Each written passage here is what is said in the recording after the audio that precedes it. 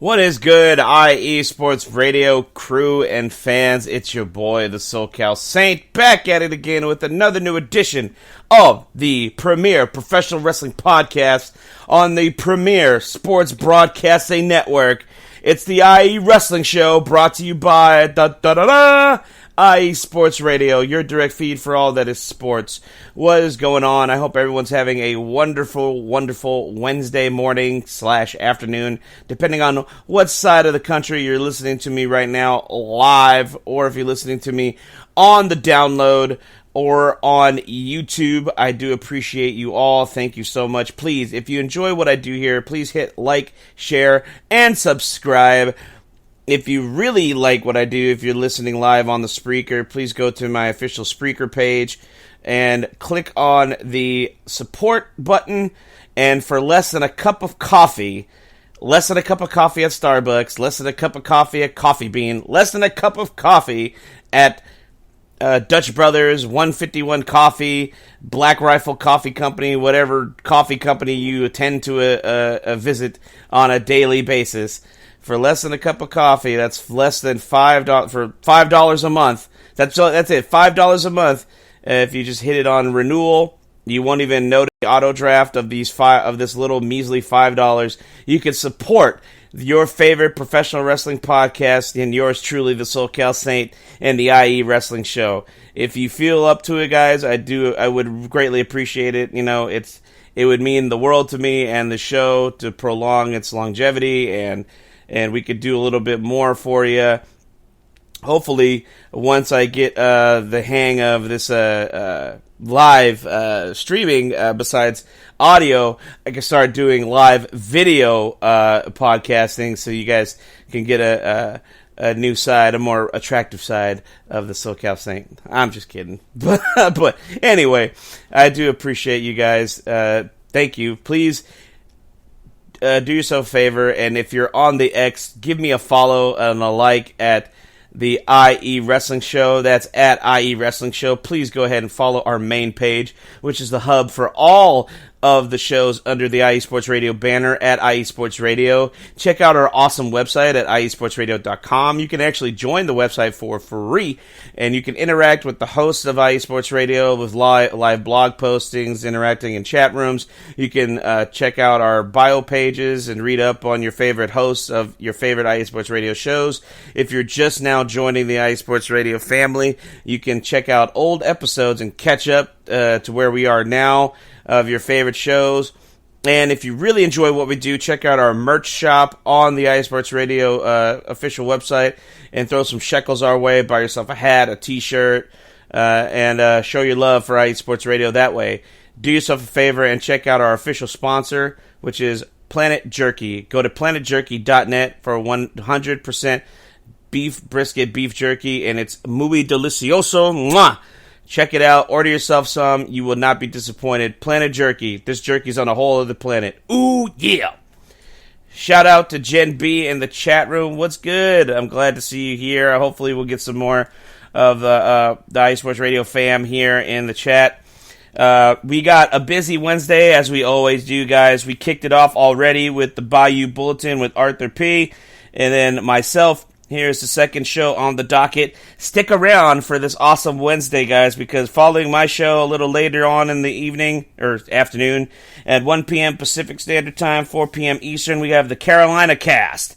And then coming up at 3 p.m. Pacific, 5 p.m. Central, 6 p.m. Eastern, you got Spaced Out Sports. And later on, you got 5 p.m. Pacific, 8 p.m. Eastern with the East Coast Red and Gold Show. And then we cap off the night with the Heart of Texas Sports with It's Drewski at 7 p.m. Pacific, 9 p.m. Central, 10 p.m. Eastern Standard Time. We got a full, awesome Wednesday full of awesome shows. You will not be disappointed, guys. It's going to be a great day. So, we are on the tail end of the 2024 WWE Draft. I know last week we talked about the draft. I even gave some of my own draft picks, which I thought should have been made. Some of them actually came to fruition. I was like, hell yeah, I was right about that one.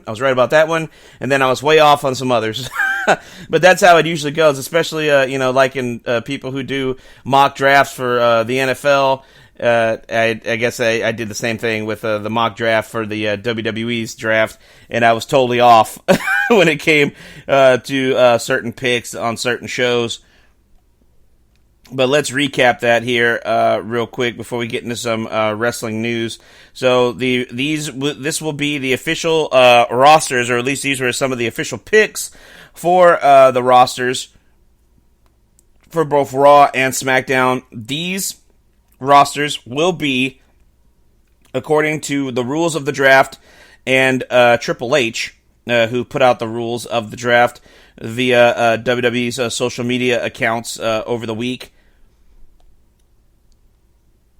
They will be set in stone this coming Monday on Raw, starting this coming Monday on Raw. So the rosters aren't exactly set in stone yet, even though the draft is officially over as of this past Monday night on Raw. Let me pull that up here. Sorry, I'm looking for it. I had it on my phone, the list of the rosters and the picks. So just bear with me, guys. I do apologize. Do do do do. Do do do do do do do do do do do do. There's that Jeopardy noise. Let's see here. Here we go. I think I found it. Yes, here we go. All right, guys. So here are the 2024 WWE Draft picks, and this is what the rosters are looking like right now. So for WWE's Blue Brand, SmackDown. The champions, of course, were completely safe from being drafted, so we didn't have this funny business of champions switching brands and having to switch titles and all that nonsense that apparently Vince was a fan of, like a fucking idiot. I always fucking hated that part. Thank you for Triple H having some sense to be like, look, if you have a title, you're locked in, you're not eligible to be drafted, you're stuck on the brand that, well, I don't want to make it sound like they can't go anywhere, but yes, if you are a champion, you're safe where you are. You cannot be drafted to another show.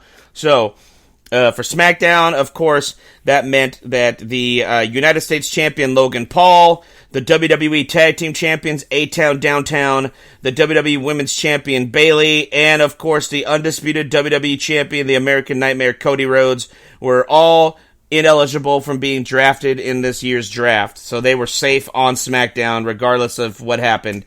And these are the new rosters, what it's looking like for SmackDown now. So Bianca Belair was drafted at number 1 for SmackDown this past Friday. The newest call-up from NXT, former NXT champion, former 2-time NXT North American champion, and the 2021 NXT Breakout Tournament men's winner, Carmelo Hayes, is now a part of SmackDown. That was one of my picks. I had said I wanted Carmelo to be drafted to SmackDown, and it happened, so I got that one correct. Good on Carmelo. Randy Orton drafted to SmackDown. He will remain on SmackDown. This one I was actually right about. I'm surprised they actually did it. Nia Jax has been drafted from Raw to SmackDown, and I bet you anything in the near future, I could see it happening. I could see Nia Jax becoming the first female member of this new Bloodline 2.0. Or at least fingers crossed, I hope that's where this goes, with her being drafted to SmackDown. LA Knight, yeah! Is staying on Friday nights, which I was actually surprised. I really thought he'd end up going to Monday Night Raw, but maybe they got some plans for LA Knight, and I just spoke on them. The Bloodline, consisting of Paul Heyman, the Wise Man, Solo Sikoa, and the MFT Tama Tonga, drafted to SmackDown. They will remain on Friday nights. Prior to this, Paul Heyman on SmackDown, when he was being interviewed by Kathy Kelly backstage, stated that the tribal chief, or who he assumes is still the tribal chief, Roman Reigns, the former champion, has withdrawn himself from the WWE draft. So currently, right now, Roman Reigns is without a home. Roman Reigns is technically a free agent, and if and when he does return to the company, he could literally show up anywhere he wants. He could show up in NXT, hypothetically speaking. He could show up on Raw, and he could show up on SmackDown, or all three. So Roman Reigns withdrew himself from being drafted in the 2024 WWE draft. So he is technically a free agent, a superstar without a home currently. AJ Styles, the man who will challenge Cody Rhodes this coming weekend at Backlash, drafted to stay on SmackDown, along with his former running mates, the OC, that's Meech and Mia Yim, Carl Anderson, and Luke Gallows. This was a surprise. I did not, actually, I think I called this. I did say I wanted him to be drafted, and it did happen again, so I was right about this one as well. So far, I'm 3 for 3 out of my draft. Andrade El Idolo has been drafted from Raw to SmackDown, so I'm sure he's happy about that, because I know unless things changed, I believe his wife, his real life wife, Charlotte Flair, is a SmackDown superstar, so whenever she does return from her knee injury, that's where she'll return to, so they'll be on the same brand together, which is nice. WWE, at least as far as this Triple H era goes, they like to keep superstars who are either dating or married together on the same brand. Hey, shout out to Taryn Rodriguez, host of the SoCal Supreme Sports Show. He is in the chat room. What's good, man? Glad to see you here. From NXT, I was correct about this one. Baron Corbin has been drafted to SmackDown. And apparently, the word is backstage is that there's going to be a new, renewed look and possibly a renewed push for Baron Corbin over this, his last NXT run was so successful. And it really was. I think Baron Corbin definitely rejuvenated his career in the correct way.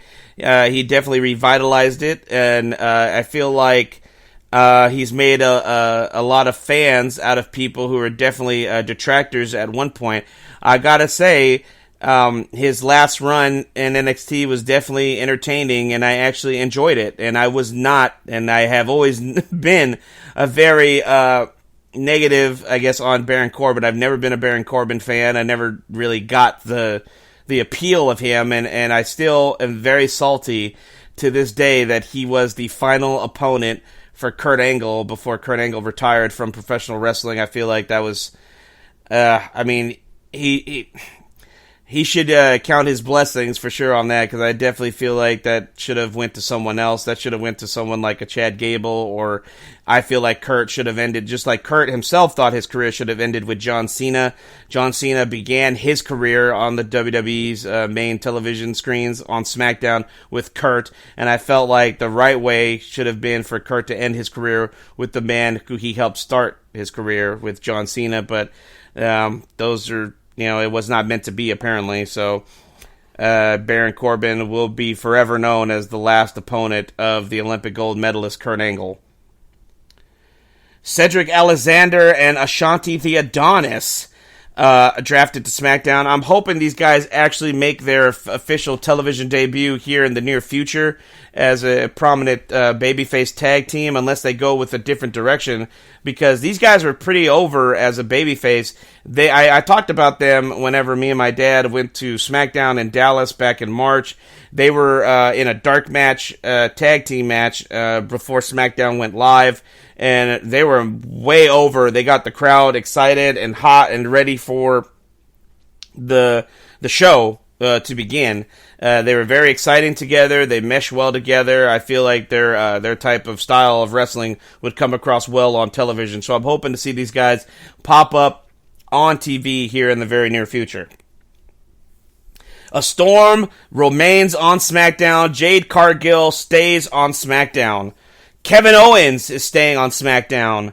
The Pride, Bobby Lashley, the Street Profits, and B-Fab are staying on SmackDown. It's Tiffy time on Friday nights. Tiffany Stratton is staying on SmackDown. Legado del Fantasma is staying on SmackDown. That was I got this one wrong. I was definitely not expecting that.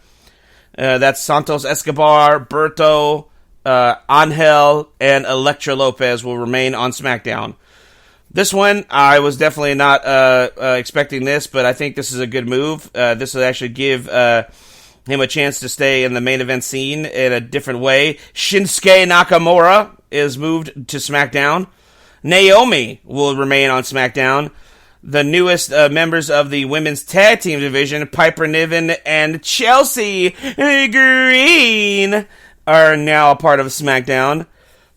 Kit Wilson and, oh my god, his partner's name escapes me, but the tag team known as Pretty Deadly will stay on SmackDown. Candice LeRae and Indy Hartwell, now a part of the SmackDown brand, as well as Candice LeRae's husband and his tag team partner, Johnny Gargano and Tommaso Ciampa, DIY, will now make Friday nights their home. Blair Davenport, drafted from NXT to SmackDown, so congratulations to Blair Davenport. She had a very emotional reaction. It was very awesome to see. Like, you could tell that the NXT call-ups, I feel like their reactions were definitely emotionally it was a real thing for them. Like, they had no clue that they were going to be drafted to the main roster. It was actually legitimately a shock to them because their reactions were definitely way too real for that to be staged or acted so well. You know what I mean? Like, I don't think any of those superstars can cry on cue that well. You know what I'm saying? So, congratulations to Blair Davenport. She will now be a part of the SmackDown brand. Definitely a nice refresh and a new face to the women's roster on SmackDown. That's great. Apollo Crews, back from NXT, is now on the SmackDown brand. Former member of Imperium, now officially no longer a member of Imperium because not this past Monday, but last week on Monday Night Raw, Imperium decided to kick him out of the group officially. Ludwig Kaiser beat down Giovanni Vinci after they suffered a loss to the New Day, and now Giovanni Vinci is on his own. Maybe he's getting a renewed push as a single star, like he was getting in NXT before he got called up to Raw, or before he got called up to SmackDown with Ludwig Kaiser and Gunther, all those, a couple years ago. Giovanni Vinci is now on SmackDown by himself. And finally, Tegan Nox, drafted from Raw to SmackDown. Hopefully Tegan can get a renewed push on the SmackDown women's brand. And now we move on to the premiere show, Monday Night Raw. That's right, the Red Brand. And of course, just like SmackDown, the champions of Raw were safe. The World Heavyweight Champion Damian Priest, the Women's World Champion Becky Lynch, the Intercontinental Champion Sami Zayn, and the World Tag Team Champions The Miz and R-Truth, the Awesome Truth, were safe from being drafted. They will remain on Monday Night Raw. And these are the newest members of the Raw brand, or this newly rejuvenated brand roster. We have Jey Uso, main event Jey Uso. That's right, he stays on Raw. Seth freaking Rollins will stay on Monday Night Raw. Braun Breaker. That's right, Braun Breaker, the rookie sensation from SmackDown, now will be a part of Monday Night Raw. Liv Morgan will remain on Monday Night Raw. Ricochet, the one and only, will remain on Raw. The Celtic Warrior himself, the Brawling Brute Sheamus, will remain on Raw. The Alpha Academy, drafted as a group, that's Chad Gable, Otis, Akira Tozawa, and Maxine Dupree, will remain on Raw. From NXT, Kiana James, newest member of the Raw women's roster. Shayna Baszler, the Queen of Spades, will remain on Monday Night Raw, as well as her tag team partner, Zoe Stark. Newest tag team to Monday Night Raw on the women's division, Alba Fire and Isla Dawn. Or Isla Dawn, I forget how you pronounce her name. Ivar of the Viking Raiders will remain on Monday nights. The duo now of Imperium, that's Ludwig Kaiser and the Ring General Gunther, will remain on Raw. The group known as Damage Control, Dakota Kai, the former women's champion Io Sky, and the current WWE Women's Tag Team Champions, the Kabuki Warriors, Asuka and Kairi Sane, now making Monday nights their home. CM Punk will remain on Monday nights, as well as Drew McIntyre. The monster among all monsters, Braun Strowman, who made his return this past Monday night on Raw, is now staying on Monday nights. In a shock to me, I did not expect this, the LWO has been drafted from SmackDown to Raw. That means Rey Mysterio, Zelina Vega, Cruz del Toro, Joaquin Wilde, and Dragon Lee, and apparently the man who may not even be a member come this coming Monday, based on what happened last Friday night on SmackDown, Carlito, will now be a part of Monday nights, because on this past Friday night on SmackDown, during the first night of the draft, it was revealed by Legado del Fantasma and their CCTV footage, which was a much better quality than AEW's CCTV video footage, showed Carlito attacking Dragon Lee. He was the man who cost Dragon Lee his opportunity to wrestle at WrestleMania 40 and be Rey Mysterio's tag team partner, having to be replaced by Andrade. Carlito, I guess, in a jealous rage, attacked Dragon Lee, costing him his chance to be in the WrestleMania tag team match. And then, of course, Carlito then went ahead and attacked Rey Mysterio after this reveal. It's like, man, I love Rey Mysterio, but I'm starting to think maybe he's the problem, because everybody that's ever been associated with Rey ends up kicking his ass at some point. All the way back to 2005 with my favorite wrestler, the late great Eddie Guerrero, when he turned on him. And then later on, you got Batista turning on Rey Mysterio. And then you got Rey's own son, Dominic Mysterio, turning on him. And then you have Santos Escobar turning on him. And now Carlito. I'm starting to think, as much as I love Rey, I think Rey needs to take a look in the mirror and just say, maybe I'm the problem.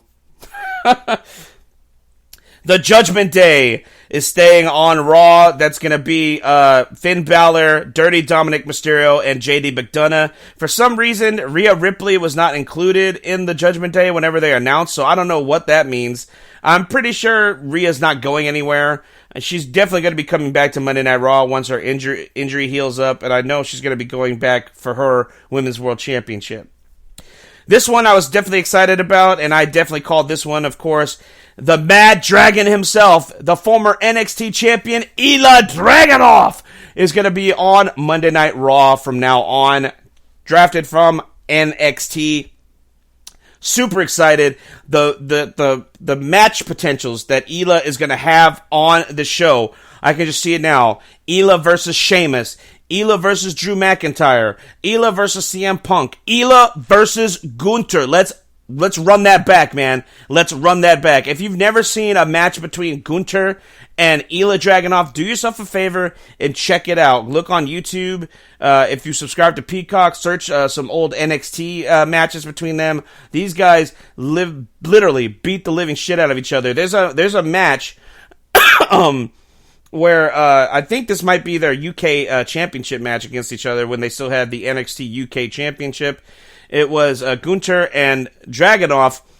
Dragunov took a huge chop to the chest from Gunther, and it literally echoed throughout the arena. It just reverberated throughout the entire arena. The acoustics in that arena were crazy because of how loud it was, and it left a legit red handprint on the chest of Dragunov. You guys have to check that out if you've never seen these guys wrestle each other. That's definitely a must-see. So I'm hoping we get that in the very near future. Dragunov and Gunther revisited for sure. Hey, shout out to the head honcho of IE Sports Radio, Larry B. and Marcus Los Great in the chat room. What's good, guys? What is good? Former NXT Women's Champion Lyra Valkyria is now going to be a part of the Raw Women's Division. Congratulations to her. She definitely had another emotional reaction, much like Blair Davenport whenever she was drafted to Raw. You could definitely see it. She was hugging the NXT head trainer and booker, Shawn Michaels, and just you could see the tears flowing in her face, like legitimately. So I'm really happy for her. She's definitely earned her opportunity to be a part of Monday Night Raw. The New Day, Kofi Kingston and Xavier Woods are going to remain on Raw. The Final Testament, this one I was definitely right about. I was actually glad that they did this. Karrion Kross, Scarlett, Paul Ellering, and the tag team of the Authors of Pain, Akam and Razor, are now going to be making Monday nights their home. Big Bronson Reed will remain on Raw. Natalya will remain on Raw. The tag team of Kaden Carter and Katana Chance will stay on Raw. The man who's been drafted twice to Raw but has never stepped foot on a Raw television program or in a Raw ring, Odyssey Jones, is staying on Monday Night Raw. Hopefully they remember Odyssey is there and they bring him into the fold finally. Dijak, this was surprising. Dijak has been drafted from NXT to Monday Night Raw. I'm excited about this. The matchup potentials for him are definitely great as well. I cannot wait to see that. The Creed brothers, Julius and Brutus Creed and Ivy Nile, will remain on Monday Night Raw. And then, drafted from SmackDown to Monday Night Raw, the tag team of Tyler Bate and Pete Dunne, New Catch Republic. And that, ladies and gentlemen, is the 2024 WWE Draft results.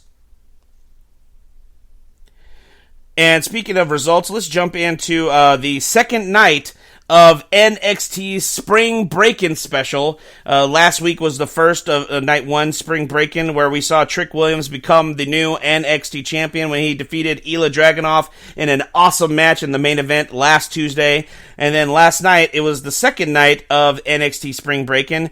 We actually had some returns on this show, which were great to see. Wendy Chu of the NXT Women's Division returned to action last night, defeating Ren Sinclair by pinfall. Wendy Chu had been out with an unfortunate knee injury, but now she's back and looking good and healthy, and she's ready to get back on the grind in NXT. Josh Briggs defeated Cutler James in a one-on-one match.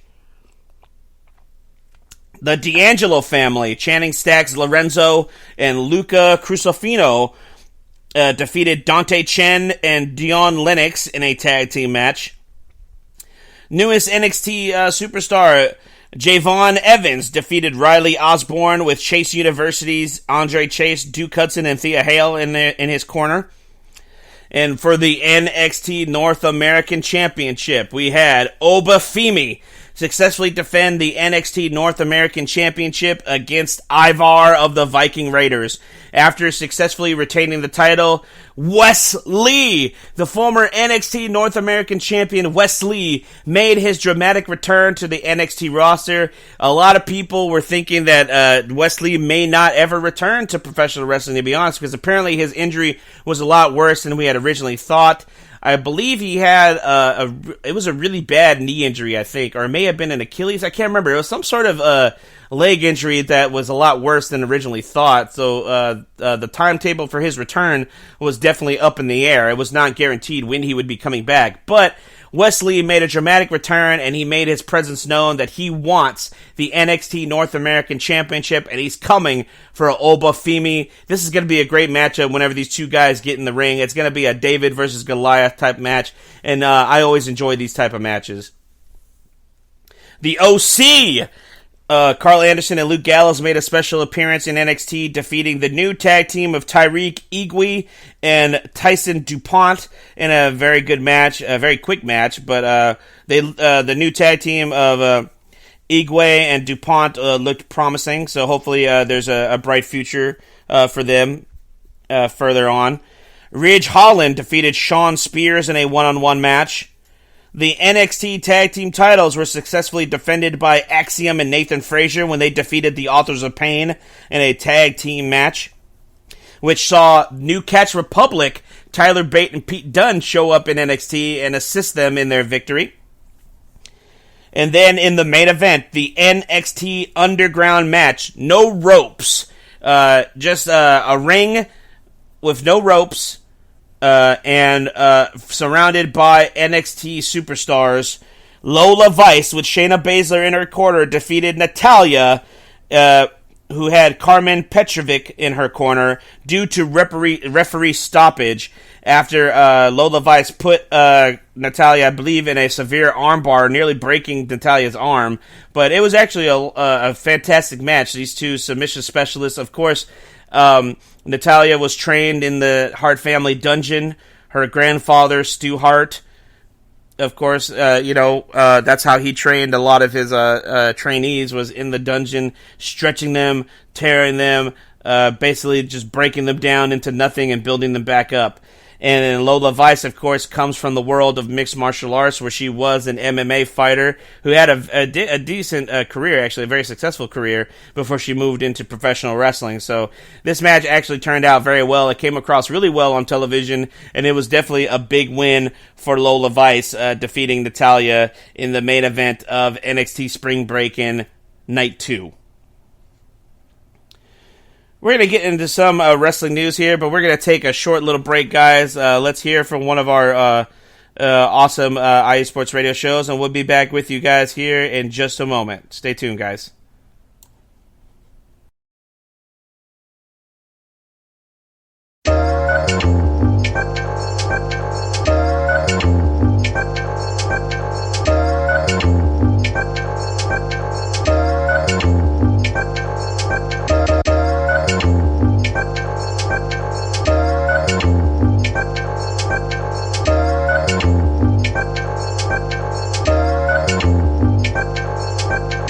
Yo, yo, yo, what's going down? This is Spaced Out Sports with your host, J-Man, giving you all Houston sports straight from the source. Brought to you IE Sports Radio, your direct feed for all that is sports. In this show, we're going to talk about everything Houston, through and through, and everything. We're going to talk about the surrounding areas. We're going to talk about local sports, everything in Texas in general, mainly Houston, but we're going to talk about everything in the sports world. I want to hear from y'all. Y'all definitely going to hear from me. We're going to go from anything all over, from football to MMA to everything. Let's have a good show. I'm looking forward to hearing from the city. Y'all make sure y'all just check me out every Wednesday right here at Spaced Out Sports, brought to you by IE Sports Radio, your direct feed for all that is sports. Let's go.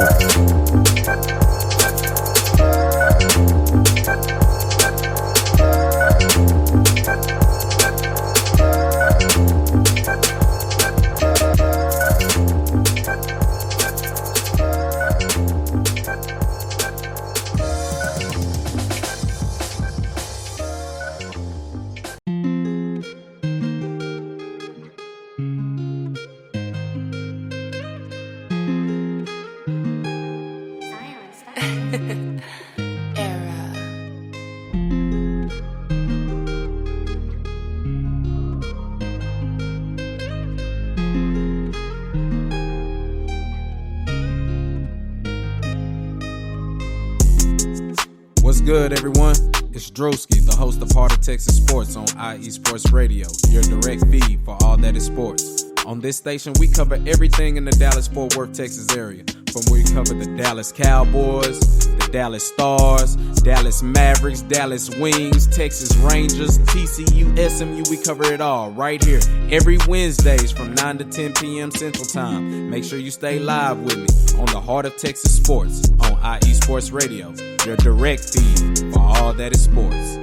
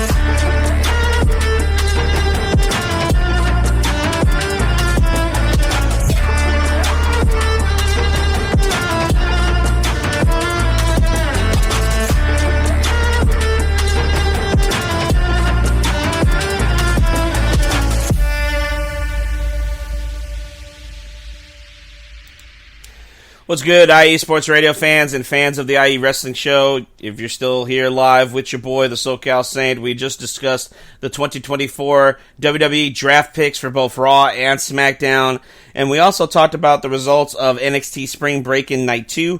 There was one thing I forgot to mention. I totally forgot.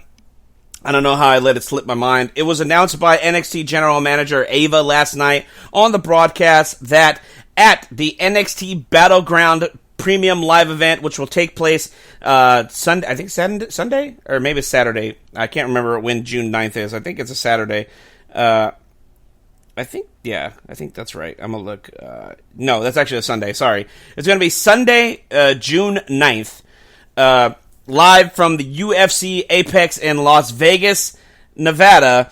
NXT Battleground will feature a ladder match to crown the first ever NXT Women's North American Champion. Over the course of these next few weeks, there's going to be 12 matches where Each match will be competed with 2 women in each match. After these 12 matches are over, it's going to be narrowed down to 6 female wrestlers out of these 12 matches who will then be announced for the ladder match to crown the first ever NXT Women's North American Champion at the live UFC Apex in Las Vegas, Nevada. So that was big. That was a big announcement that was made by Ava last night during the spring break-in broadcast. Good thing it popped in my head during the quick little commercial break we had. I didn't want to not mention that on the show today. So let's get into some wrestling news, guys. So I meant to mention this last week. Seth freaking Rollins recently had knee surgery to repair a torn meniscus and MCL. Apparently, his knee injury was a lot worse than we thought. He competed with this knee injury on both nights of WrestleMania. I mean, Seth Rollins definitely dug deep and was the MVP of WrestleMania. Especially that was a quote from Dwayne "The Rock" Johnson saying that about Seth Rollins and his just him sucking it up and pulling through to have these 2 fantastic matches at WrestleMania, the tag team main event the first night of WrestleMania, and then his world title match with Drew the very next day, and then making an appearance in the main event of WrestleMania Night 2 as well. And Seth is expected to be out of action for at least 4 to 8 months due to the injury and surgery to recover. So, man, I miss Seth Rollins already. So hopefully, He'll come back. He'll be better than ever and ready to go once he's back on the road. So we wish Seth Rollins a speedy recovery. According to Luke Gallows of the OC on his Talkin' Shop podcast, Luke Gallows said that wrestlers in WWE no longer have to say they're sports entertainers or the words sports entertainment. Oh my God! Wait a minute. Let's give it its proper due. Where's the clap? Yes. Oh, fantastic! Just amazing, guys. There you go. Mwah. Oh, that's so beautiful. Oh, the Vince McMahon era is officially dead and buried where it should be. They're not sports entertainers. This is not sports entertainment. They are professional wrestlers, and this is professional wrestling. So thank God for Triple H, man, where they don't have to do this shit anymore. I know they still say it from time to time in interviews, but they are professional wrestlers, and this is professional wrestling.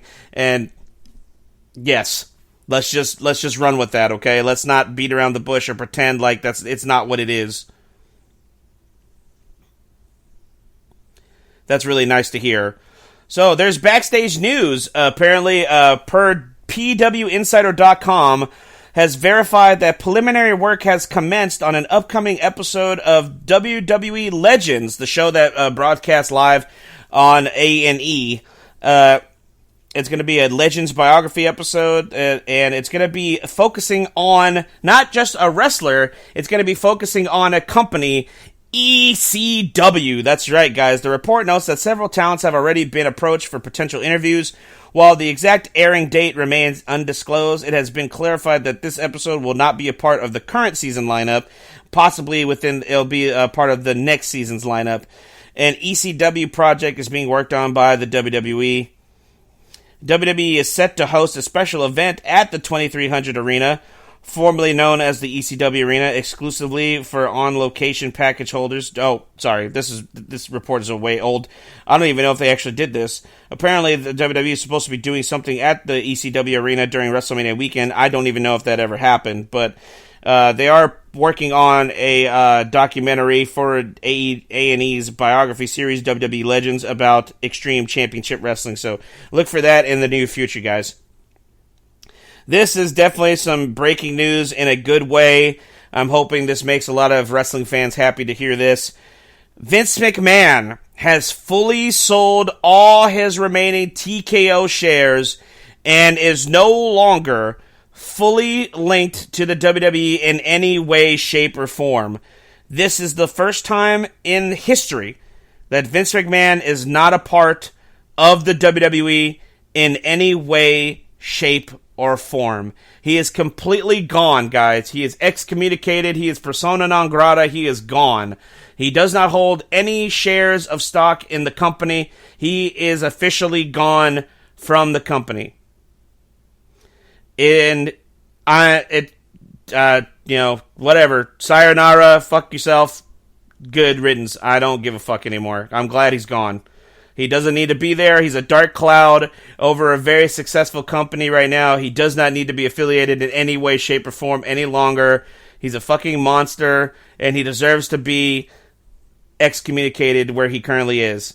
A lot of people are afraid that he has so much cash on hand now, and there's like rumblings going on that Vince may attempt to start a new wrestling promotion within the next year or two to compete against WWE.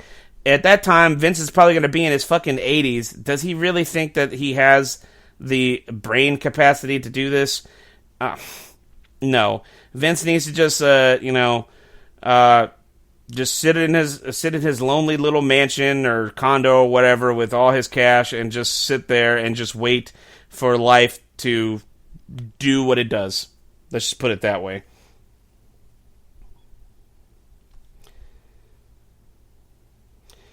And okay, so I can no longer say that Peacock is only $5 a month, guys, because it was announced by NBC Universal that Peacock will be increasing subscription prices beginning in mid-July of this year. Premium Peacock with ads, which is the plan that I have, is going to be increasing by $2 to $7.99. So now I'll have to tout that if for only $8 a month, guys, you can get the WWE, library, yada yada. So I'll have to change up my little spiel. If you have Premium Plus without ads, it's going to be increasing to $13.99. If you do the annual price, it's going to be increased from $59.99 to $79.99. And if you do Premium Plus with no ads, annual, it'll increase from $119.99 to $139.99. So that's going to be starting this coming July. In mid-July, Peacock will be increasing its price on all of its plans. The Rock, via a announcement on his official social media pages and a trailer that was released on X that I saw yesterday, Dwayne "The Rock" Johnson's $7 Productions team has another project in the works. This time, a new docuseries covering the rise and fall of World Championship Wrestling WCW. Deadline reported today that the project, which is called Who Killed WCW, will have Rock and Danny Garcia, founders of $7 Productions, as the executive producers. The series is produced by Vice Studios Canada in association with Bell Media's Crave, which is the same team that is behind the highly successful Dark Side of the Ring series. The article noted that it will explore the complex factors that led to the promotion's downfall, including management challenges, creative decisions, and the intense competition during the infamous Monday Night Wars. It will feature exclusive in-depth interviews with wrestlers, executives, and insiders, and will shed light never before seen on the personal stories and struggles of those who lived through the rise and fall of WCW. The promotion, founded by Ted Turner in 1988 after his Turner Broadcasting System bought Jim Crockett Promotions, shut down in 2001 and was purchased by the WWE. $7 Productions previously worked on the series called Tales from the Territories for the network, where Rock and Garcia were also executive producers. For this next project, Rock and Garcia will produce alongside their team of Hiram Garcia, Brian Gewirtz, Vice TV's Lee Hoffman, Evan Husney, and Jason Eisner.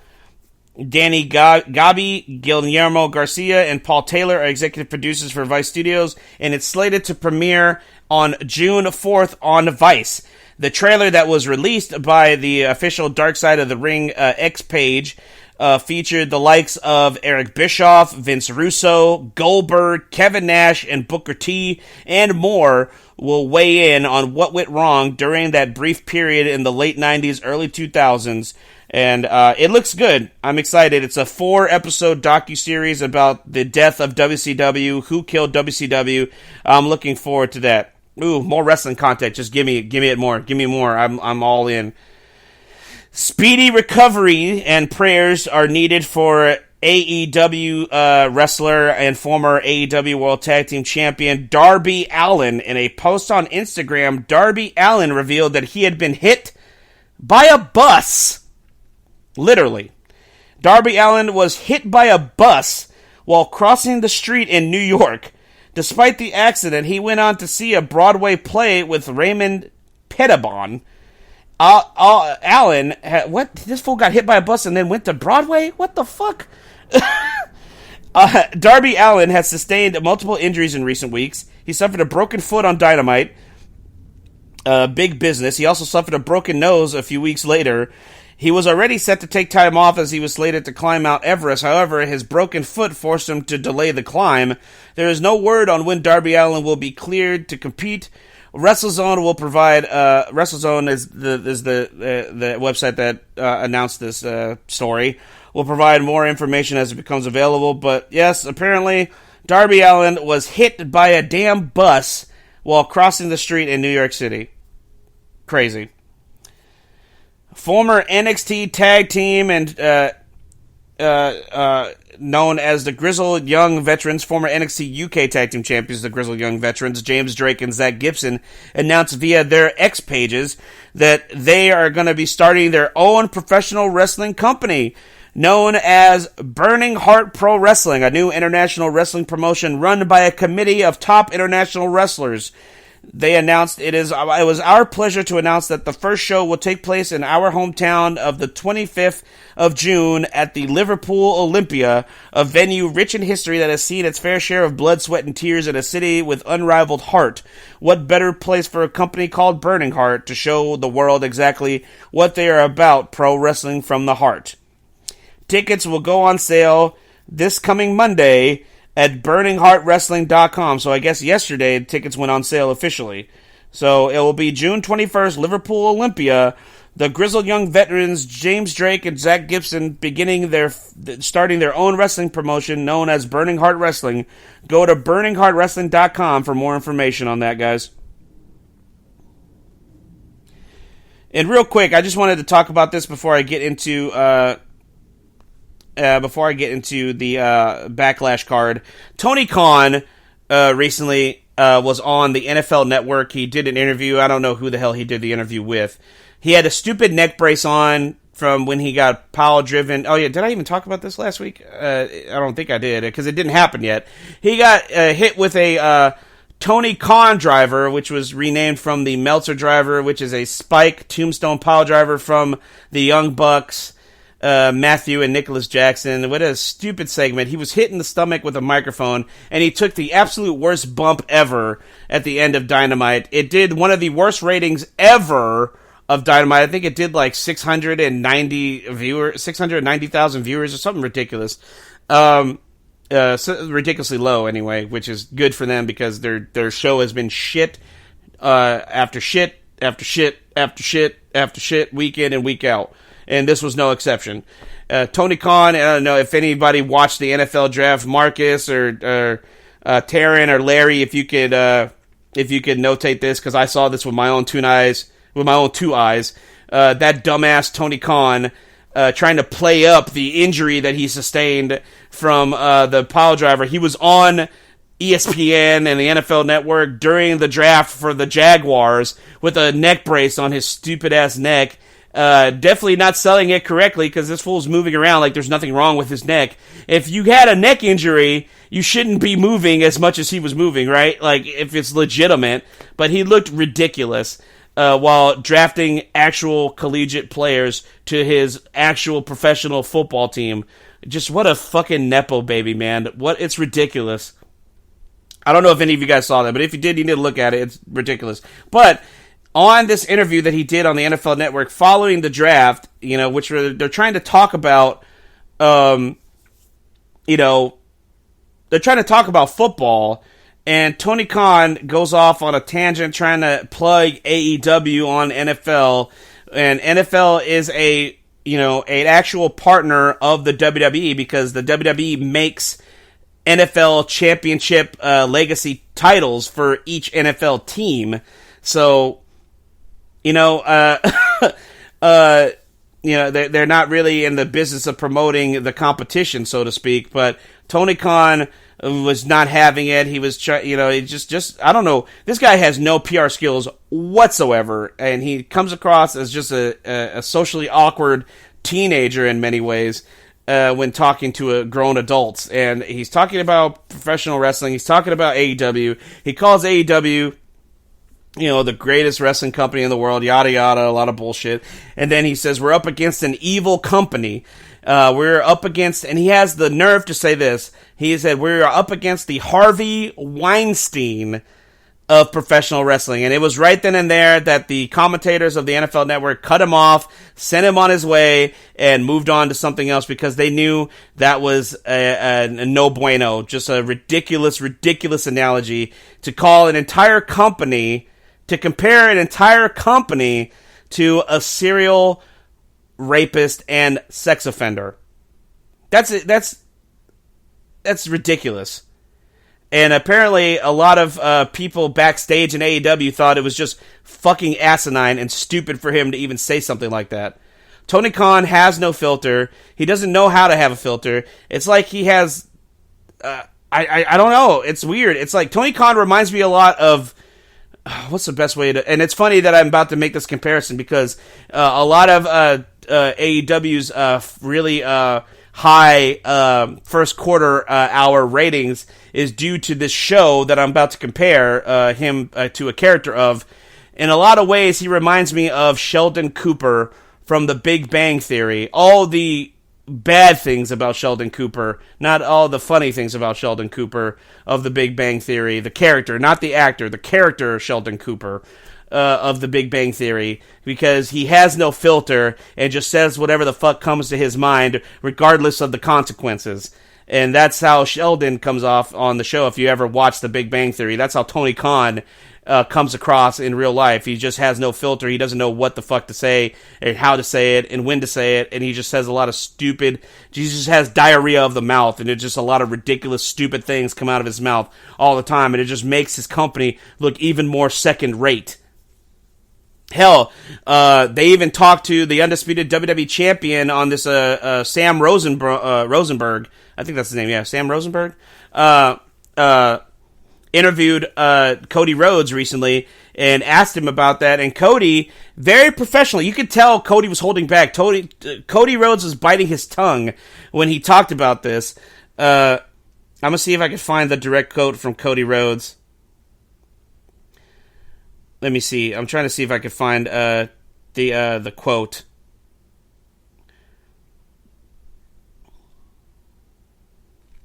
Okay, here it is.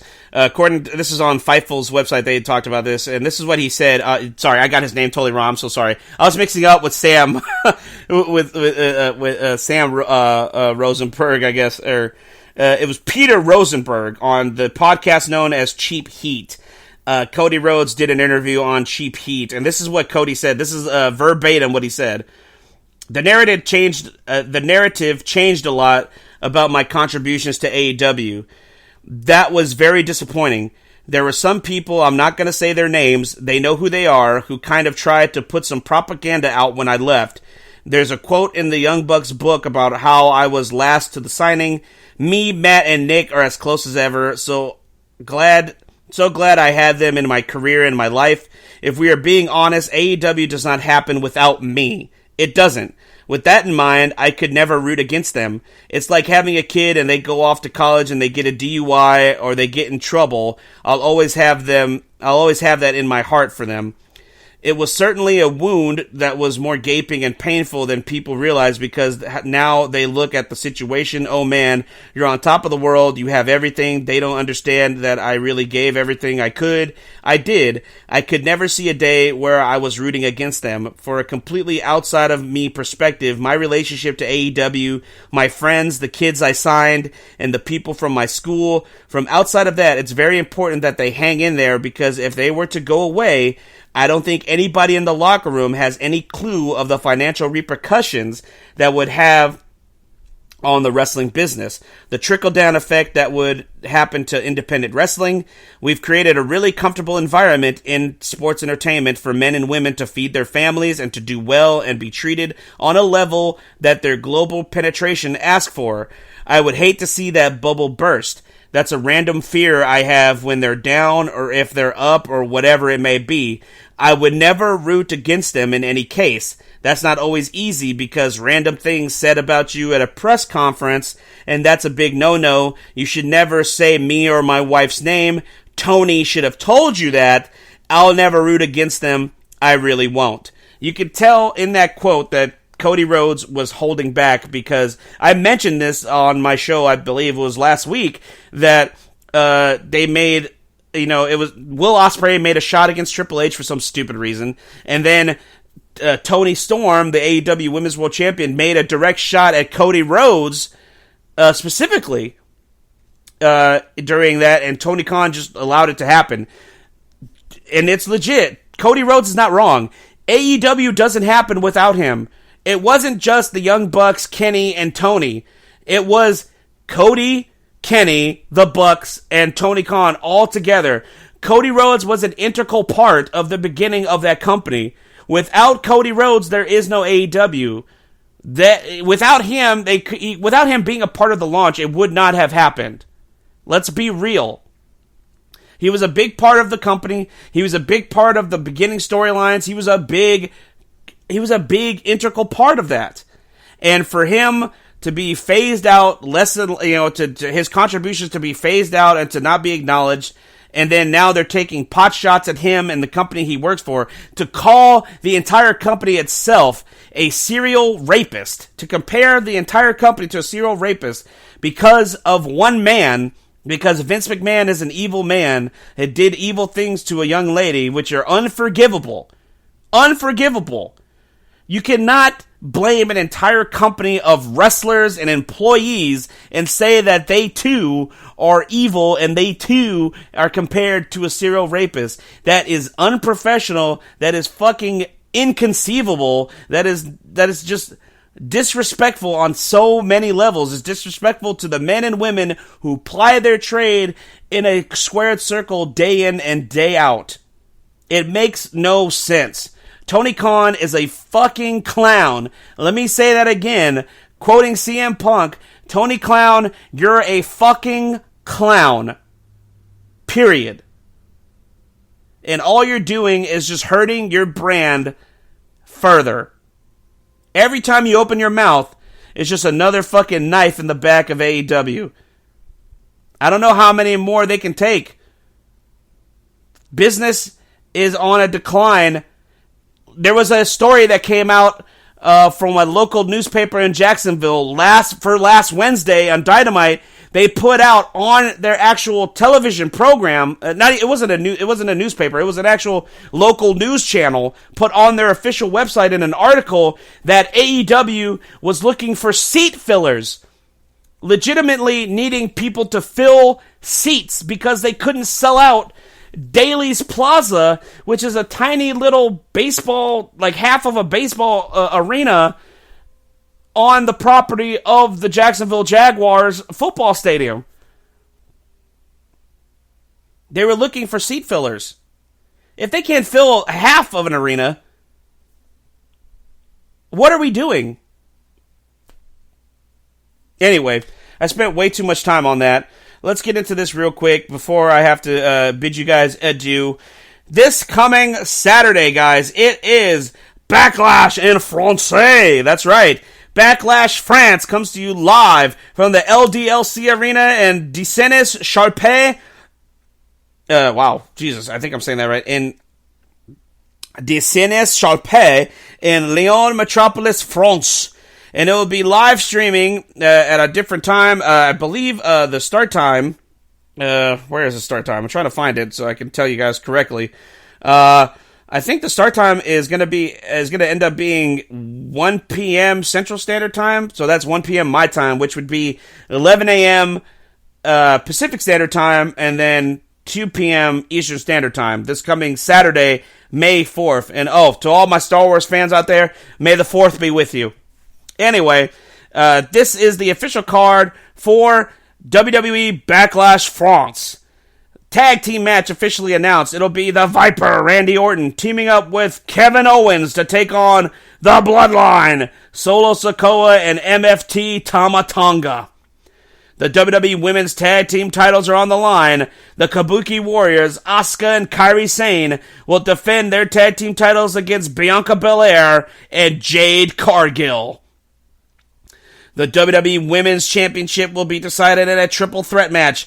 Bayley defends the WWE Women's Championship against Naomi and Tiffany Stratton.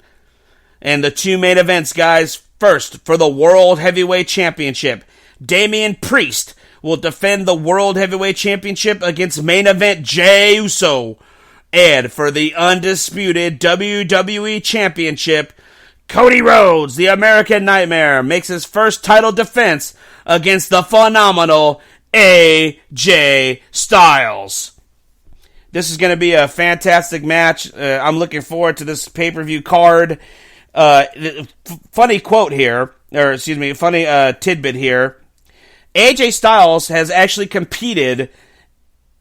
This will be a first time, I guess he's going to be making history. The first time that a wrestler has competed against a father and a son for two different world championships. Back in 2003, in the early days of TNA, Total Nonstop Action Wrestling, AJ Styles defended the NWA World Heavyweight Championship against Cody Rhodes' father, the Hall of Famer, the late great, the American Dream, Dusty Rhodes. And now, Cody Rhodes will defend the undisputed WWE Championship against AJ Styles. So AJ Styles will be the first wrestler to ever compete for two different world championships against a father and a son. And that over a span of like 20 years. That's crazy. Well, guys, that is the card for Backlash in France. That's this Saturday, May 4th. Thank you guys for tuning in live to my show. I greatly appreciate it. I went a little bit over my time. Let me hurry up and get out of here so I'm not stepping on anybody's toes. Thank you all for tuning in. Thank you to everyone from the iSports Radio family that tuned in live in the chat room. Larry B, Taryn Rodriguez, Jen B, and Marcus Losgrade. I do appreciate y'all. Guys, I'll see you guys next week. Same SoCal Saint time, same SoCal Saint channel. We'll be back with the results of Backlash and more wrestling news. Take it easy, y'all. Stay blessed. Peace.